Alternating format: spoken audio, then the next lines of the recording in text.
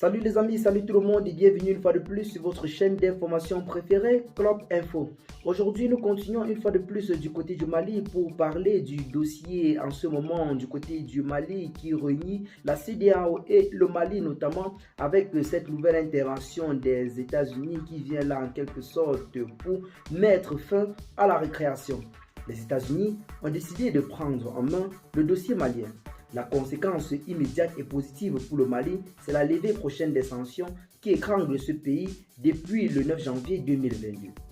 Les sanctions contre le Mali vont sauter à la prochaine réunion des chefs d'État des gouvernements de la communauté économique de l'Afrique de l'Ouest.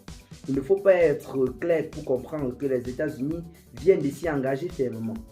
En effet, l'ambassadeur américain au Mali, Denis Ankis, a subtilement lâché le mot après une entrevue ce samedi 2 avril 2022 avec le premier ministre de la transition malienne, le Dr Choguel Kokala Maïga.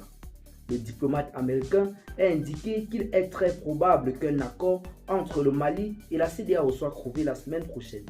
En diplomatie, tous les mots sont pesés et quand ils sont ainsi lâchés en public, cela signifie que la cause est déjà attendue. Les chefs d'État avaient dernièrement repoussé à la réunion extraordinaire du 21 février du côté d'Accra au Ghana l'ultime proposition de la transition de 24 mois faite par les autorités maliennes. Ils ont maintenu par voie de conséquence les sanctions inédites prises contre le Mali. Apparemment, cette volonté d'étrangler le pays qui souffre déjà de plusieurs maux n'est pas du goût de tout le monde. Pourquoi les États-Unis entrent-ils ainsi pieds et mains dans cette danse?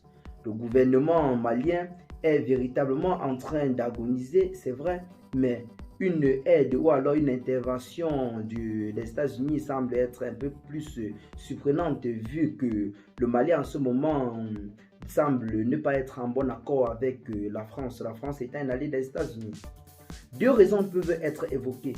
Donc, pour justifier le fait que le Mali vole, en fait, les États-Unis volent en aide au Mali.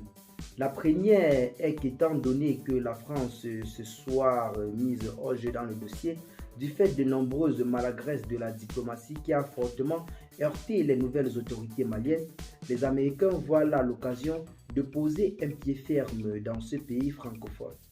Entre alliés, les quelques petits coups de dessous de l'armée malienne qui depuis quelque temps battent de vrais succès dans le nord du pays. Et bien les amis, comme vous avez bel et bien vu dans cette petite vidéo, on voit clairement comment les États-Unis décident de se mêler du jeu entre la CEDEAO et le Mali. Attendons juste les prochaines semaines pour voir si un consensus sera enfin trouvé entre l'organisation sous-régionale et le 10 pays. Qu'est-ce que vous en pensez? Partagez la vidéo, vous avez trouvé intéressant, abonnez-vous à la chaîne si ce n'est pas encore fait et à très bientôt pour de nouvelles vidéos. Bye bye.